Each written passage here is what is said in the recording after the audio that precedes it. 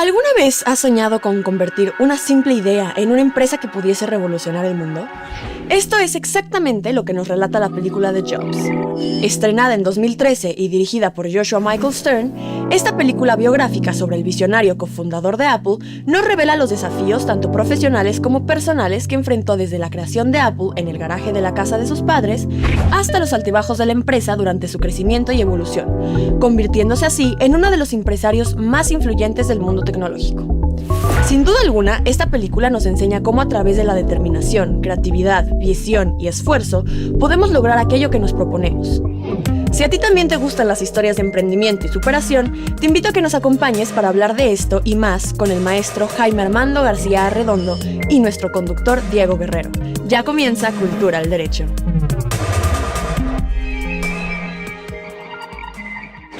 Bienvenidas, bienvenidos a una emisión más de Cultura al Derecho. Mi nombre es Diego Guerrero y el día de hoy vamos a hablar de una película que hace referencia a uno de los personajes quizá más importantes en el tema tecnológico y que cambió y revolucionó incluso la era de las computadoras, que es un hombre emprendedor, que quizá uno de los discursos más emotivos que llevó a cabo fue el que realizó con la Universidad de Stanford, a pesar de que él no fue a la universidad, pero que cambia y nos demuestra realmente esta capacidad de renovarse constantemente y de alguna manera de construirse, y me refiero a Jobs, que habla de Steve Jobs. Y para ello me acompaña quien fue mi maestro, digo, yo me veo más grande, pero bueno, él fue mi maestro, fue de sus primeras generaciones, el maestro Jaime Armando García Arredondo.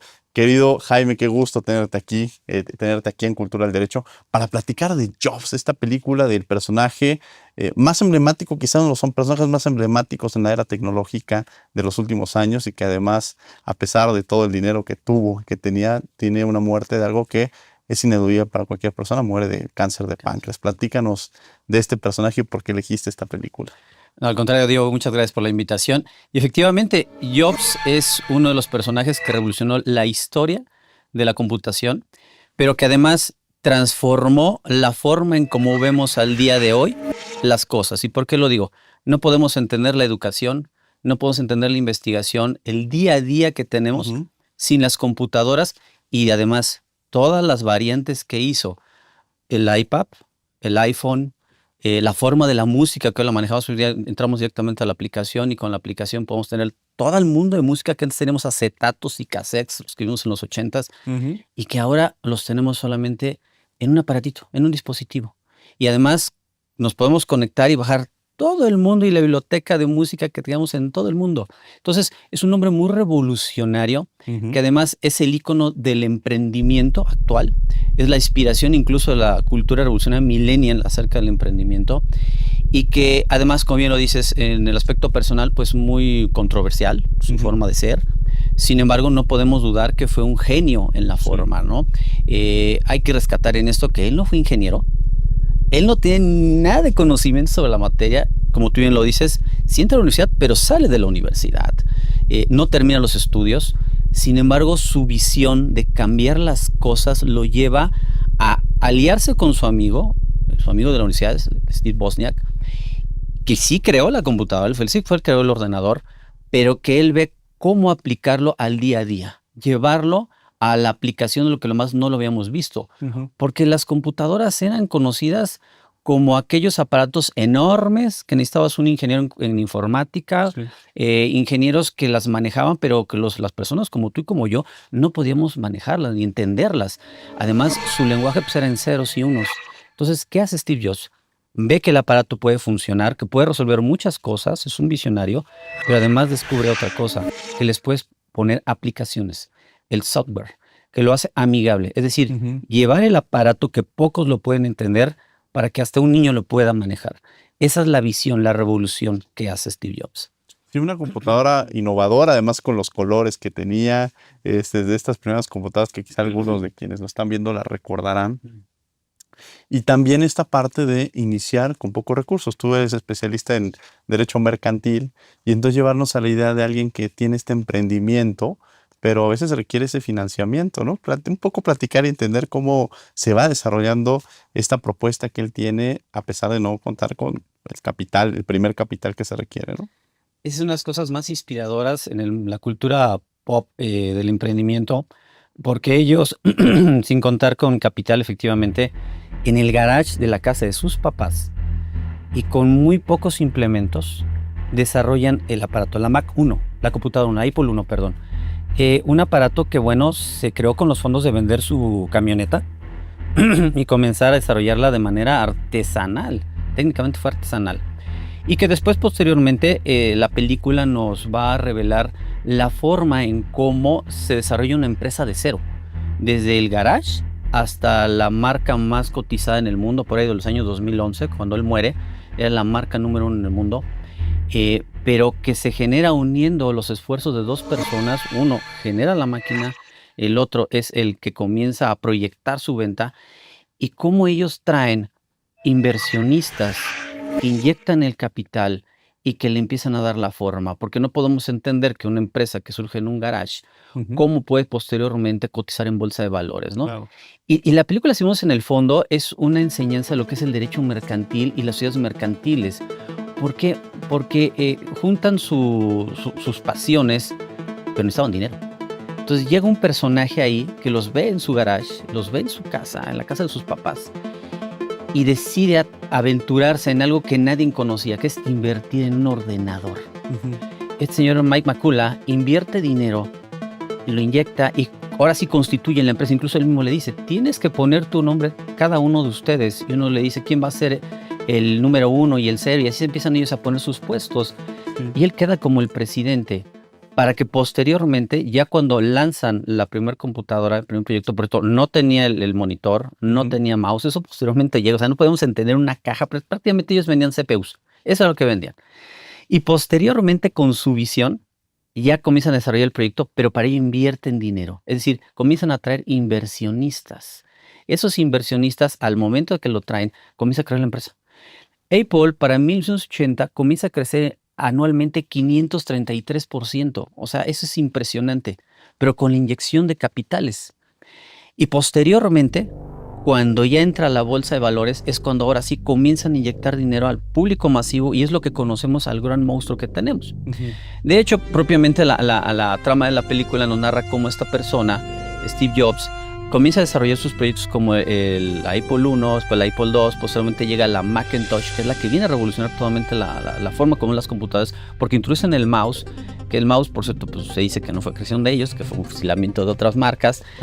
Pero también meten la interfaz gráfica, lo que son los iconitos, cómo empezamos a pegarle y rápidamente entramos a las aplicaciones, pero que con ese dispositivo que es la Macintosh, ellos comienzan ya a hacer una revolución, pero ahí tienen un problema, porque eran tan caros sus diseños de él que no le empieza a gustar algo que vemos en el derecho mercantil, que es al Consejo de Administración y a la Junta de Accionistas. ¿Por qué? Porque eran tan caros y no se vendían tanto. Y ahí en la película nos narra algo muy explicativo de lo que es la competencia. Entra IBM. IBM hacía las computadoras enormes, esas que no podíamos entenderlas, pero como ve que ellos desarrollan lo que son los ordenadores personales, entran al mercado. Y esos ordenadores personales tienen un pequeño problema. No tienen algo que es el software.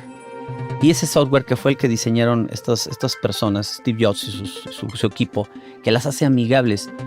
Pero cuando lo comienza a desarrollar eran tan caras y IBM los vendía tan baratos, que entonces ahí donde surge uno de los problemas para Steve Jobs, que ya no le cae a la junta de accionistas y deciden separarlo de la empresa.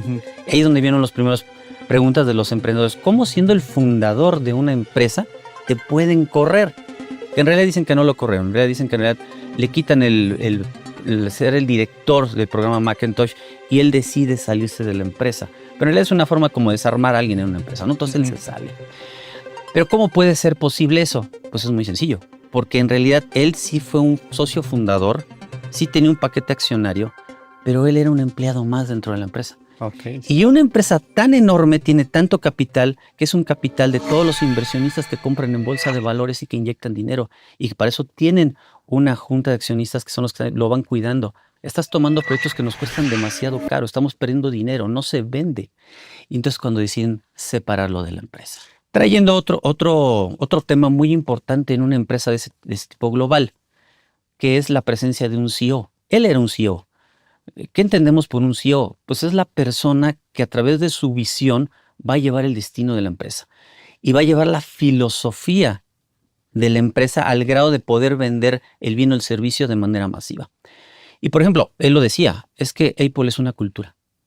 Eso es, dice, siempre es una cultura, ¿no? Cuando empieza la película podemos ver algo muy gráfico. Él se va a la India y en la India hay una frase que dicen, sé tan simple como pueda hacerlo, porque tu vida será feliz y simple. Y esa filosofía la podemos ver en los diseños de esa marca. Cuando vamos a sus tiendas vemos todo que es minimalista. Cuando vemos los teléfonos son un diseño muy simple, muy básico. Y además sus aplicaciones, tú lo haces todo más rápido. Es intuitiva la forma, simple, que hasta un niño lo pueda manejar. Entonces vemos cómo la filosofía de un CEO, y no solamente de esta empresa, sino de cualquier otra, es reflejar su filosofía para vender masivamente los bienes y servicios. Él dirigió el destino de esa empresa. La perfección, porque además era muy perfeccionista la persona, exigente al máximo, intransigente a veces, pero precisamente él reflejaba en su producto la forma en cómo él pensaba. Claro. Y esto nos lleva también a otra forma de pensamiento dentro de esas empresas, que estos CEOs, o esta persona que fue un CEO, pues también al momento de que sale, puede ser que la empresa caiga.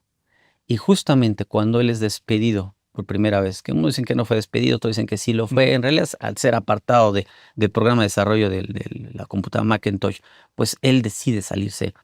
Lo que ocurre es que empieza a caer Apple, porque era el genio que diseñaba las cosas. ¿Y dónde vemos posteriormente su crecimiento cuando él regresa? Sí, qué interesante.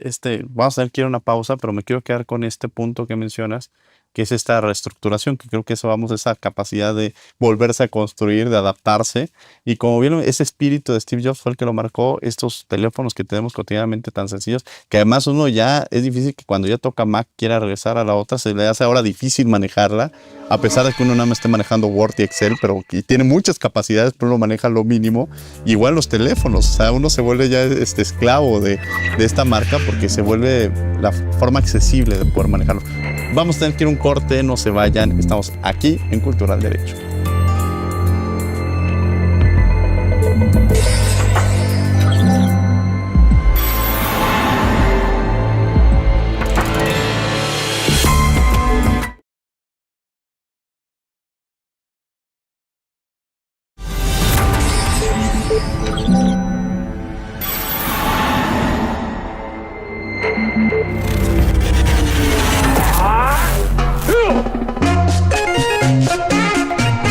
En México, las redes sociales se han convertido en una herramienta fundamental para el emprendimiento. Según un estudio realizado por Enway en colaboración con las consultoras Ipsos y GFK, 87% de los emprendedores mexicanos utilizan estas plataformas para iniciar su propio negocio, valiéndose de ellas no solo como medios de contacto con los clientes, sino también como una forma efectiva de promover y vender productos o servicios. Después de la pandemia, las redes sociales han motivado a dueños de micro, pequeñas y medianas empresas a hacer cambios en sus negocios, mostrando un incremento en ventas de un 90%. Los emprendedores han demostrado resiliencia, innovación y adaptabilidad al aprovechar estas plataformas para conectar con clientes y expandir sus negocios, pues estas no tienen estado ni mucho menos fronteras que puedan limitarlos. Sin embargo, si te interesa emprender, no dejes de leer e informarte para que no tengas complicaciones en tu nuevo negocio.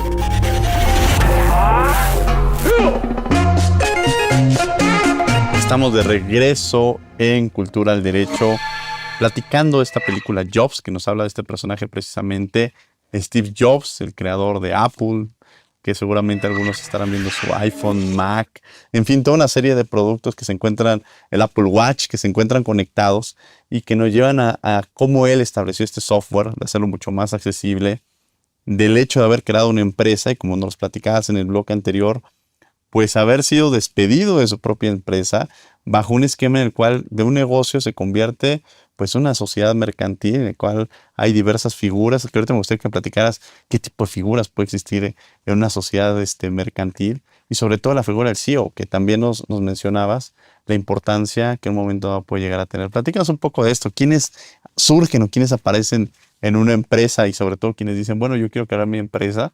¿Cuáles son como la estructura básica que uno podría entender? Bueno, debo de entender que depende el tamaño de la empresa, porque si es una empresa pequeña, pues bueno, entendemos que no vamos a tener los accionistas, vamos a tener un presidente del consejo de administración, un administrador único y a 2, 3 miembros. Pequeño. En ese tipo de empresas globales, normalmente vas a tener un CEO, que es el CEO, que es el que va, como decía yo, a dar la visión de la empresa, va a ser el personaje ejecutivo más importante. Pero también vamos a tener pues, a otros miembros, ¿no? Por ejemplo, tenemos a un consejo de administración, eso es invariablemente que lo vamos a tener, una junta de accionistas también que lo vamos a tener, que como el que va a manejar, somos accionistas, son los que representan, todos están invirtiendo los capitales, y que ellos van a tomar decisiones. Podemos tener un presidente, aparte de un CEO, pero ellos son como más ejecutivos, porque el CEO pues, es el que da la idea, da los proyectos, va la visión y los demás ejecutan. Son ejecutivos al final del camino. Y de ahí vamos a poder tener a los directores, a los gerentes, a los supervisores, pero son los que llevan la idea, la estructura creativa a desarrollarla, a aterrizarla, ¿no? Esa más o menos será la estructura de las empresas. Lo importante, como les decía, es hacia dónde van.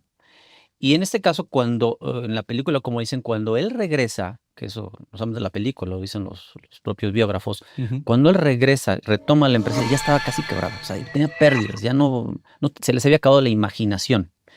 Él lo retoma otra vez con su computadora dándole colores, esa famosa caja, los que estudiamos, que tuvimos esa cajita de colores muy padre, que metió en el CPU adentro, le hicieron su ratoncito y las bocinas adentro, que fue muy revolucionario, y nuevamente la lanza al mercado y es un hitazo, porque viene a revolucionar el concepto de la caja gris, la caja tipo crema o negra, y eso lo revoluciona y comienza a crecer otra vez Apple.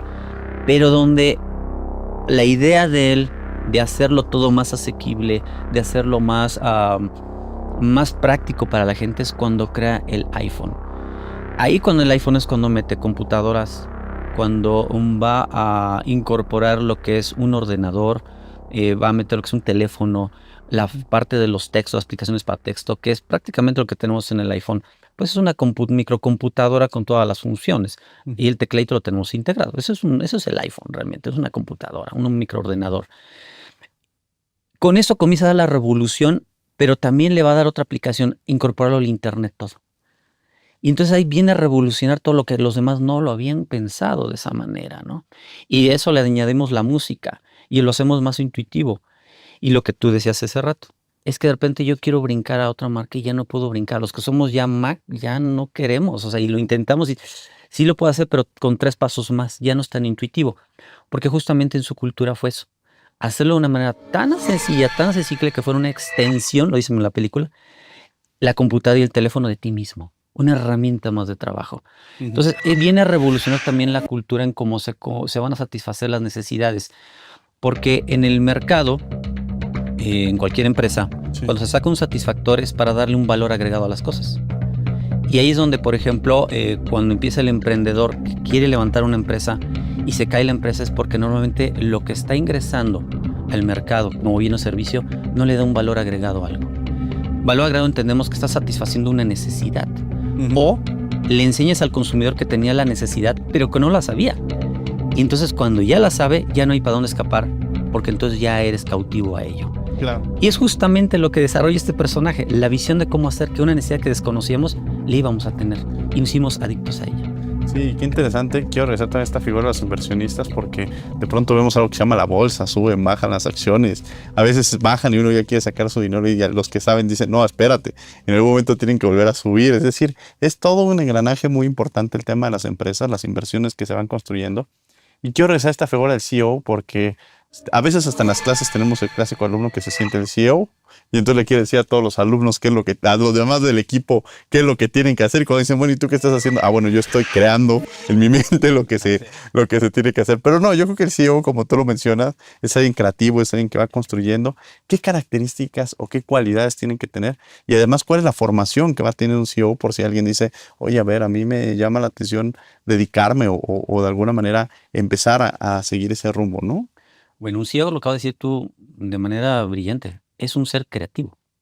O sea, los CEOs en todas las transnacionales, todas las empresas, son los sujetos que desarrollan la idea del bien o el servicio que va a satisfacer la necesidad y que además van a imprimirle la filosofía y el pensamiento de él. Pero en ese caso el de la manzana, pues la forma, ¿no? La simplicidad, la perfección, las líneas, hacerlo todo muy rápido. Si nos vamos a otros CEOs, pues vamos a encontrar lo mismo. Pues, por ejemplo, podemos encontrar con Bill Gates. Por lo Bill Gates en su momento, que fue su competencia solamente el software, pues prácticamente hacer un software también muy asequible, pero a todas las demás computadoras. Pero él también tenía la idea de hacerlo todo más rápido, más simple, pero más económico. Entonces vas viendo que cada uno de sus hijos va metiendo su idea. Ellos son los creativos. ¿Qué necesitan? Respondiendo a tu segunda pregunta, ¿qué necesita? Pues realmente si vemos la historia de los grandes emprendedores, al menos de las transnacionales que conocemos ahora, pues nos daremos cuenta que paradójicamente son sujetos que ya traen eso. O sea, Steve Jobs no se salió de la universidad. Bill Gates no terminó la universidad tampoco. Y así le vamos buscando y dices, pues realmente no. Son personas que ya traen esas capacidades creativas que los hace pues realmente brillantes. O sea, sí son personas ya connatos con eso. Que sí lo puedes ir desarrollando, obviamente. Pero si vemos un Steve Jobs, él ya era parte de en sí mismo. Sí, qué interesante. ¿Y qué lecciones sobre el liderazgo y emprendimiento nos deja Jobs? O sea, ¿cuáles son quizá ese catálogo? Yo sé que quizá nos van a ocurrir algunas ideas que llegan a tu mente cuando piensas en estas cualidades que tiene este personaje. Hay una expresión que alguna vez escuché que dice que solamente los inconformes pueden cambiar las cosas. Pero los inconformes que verdaderamente hacen las cosas, que se abocan a transformarlas.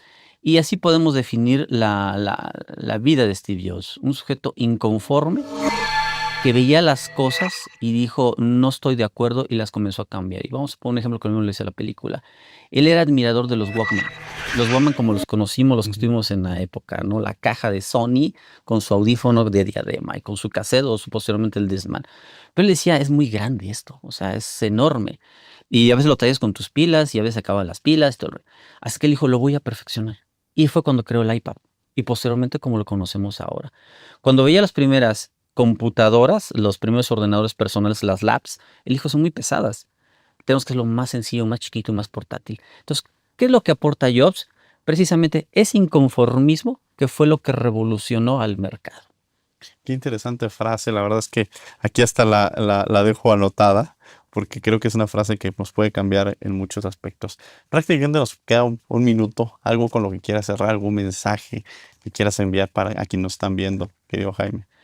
El mensaje que yo mandaría es a todas las personas que son emprendedoras, a los estudiantes que desean emprender, que verdaderamente aprendan algo de Jobs. Ser inconformistas, ver algo que puedan cambiar en el mercado y que realmente le dé un valor agregado a las cosas. Y eso va a transformar. Muchas gracias. La verdad es que ha sido muy grato tenerte ahora como invitado, ya no en las aulas, yo del otro lado y tú como profesor, y platicar de esta película que la verdad es que nos lleva a mucha reflexión. Los invitamos a que la vean porque nos van a llevar muchos mensajes. A mí me gusta precisamente esta capacidad que él tiene, primero de construir, de seguir sus sueños, alejado a una vida que él decía, pues era muy diversa a lo que habían pensado. Mi madre quiso en un momento abandonarme, me dio una adopción en unas condiciones distintas, poniendo condiciones de que llegara a la universidad, pero mi familia no podía pagarla. Y al final todas estas realidades lo llevaron a crear una gran empresa, terminar siendo despedido de esta empresa y crear que incluso en las empresas más importantes en temas de animación, ¿no? Entonces la verdad es que creo que eso refleja un poco de este personaje y nos motiva a hacerlo. Yo les agradezco mucho que hayan estado conmigo. Jaime, muchas gracias por haber estado con nosotros. Al contrario, Diego, gracias por la invitación. Gracias. Y gracias a ustedes por acompañarnos en una emisión más de Cultura al Derecho los martes. Los martes también estamos en Radio UNAM en el 96.1 FM en Derecho a Debate a las 4 de la tarde para que nos sigan acompañando en estos debates.